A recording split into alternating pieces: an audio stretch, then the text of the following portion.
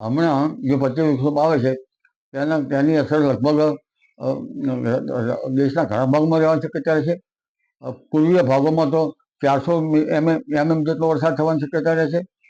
બંગાળ ઉપસાગરમાં પણ ગતિવિધિના કારણે વરસાદ થવાની શક્યતા રહે છે. અરબ સાગર અને બંગાળ ઉપસાગરના ભેજના કારણે ગુજરાતના ભાગમાં વરસાદ થવાની શક્યતા રહે છે. પરંતુ પવનની ગતિ લગભગ દેશના મધ્ય ભાગોમાં, મહારાષ્ટ્રના અન્ય ભાગોમાં વધુ રહેવાની શક્યતા રહે છે. લગભગ 40 કિલોમીટરથી 50 કિલોમીટરની પર અવરનો પવન ફૂંકાવાની શક્યતા રહે છે. જેના કારણે આંબા જેવા જે વૃક્ષો છે તેનો મોર ખરી જવાની શક્યતા રહે છે અને આંબાના પાક ઉપર તેની અસર થવાની શક્યતા રહે છે. હમણાં જો ગરમી વધે, લગભગ ગરમી અલ નીનોના કારણે ગરમીની ધારતી રહી છે, પરંતુ ગરમી 26મી એપ્રિલ પછી વધવાની શક્યતા વધારે છે. 26મી એપ્રિલ પછી મહત્તમ તાપમાન 43 થી 43 ડિગ્રી સેલ્સિયસ જેવું શક્યતા રહે છે.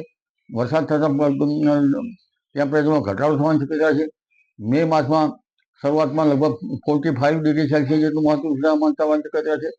પુનઃ વરસાદ થતાં લગભગ ગરમીમાં ઘટાડો થવાની શક્યતા છે. એટલે ગરમીમાં વધઘટ અને એક પછી એક સિસ્ટમોના એક પછી એક લગભગ પ્રી મોન્સૂન એક્ટિવિટીના કારણે વરસાદ થવાની શક્યતા રહે છે.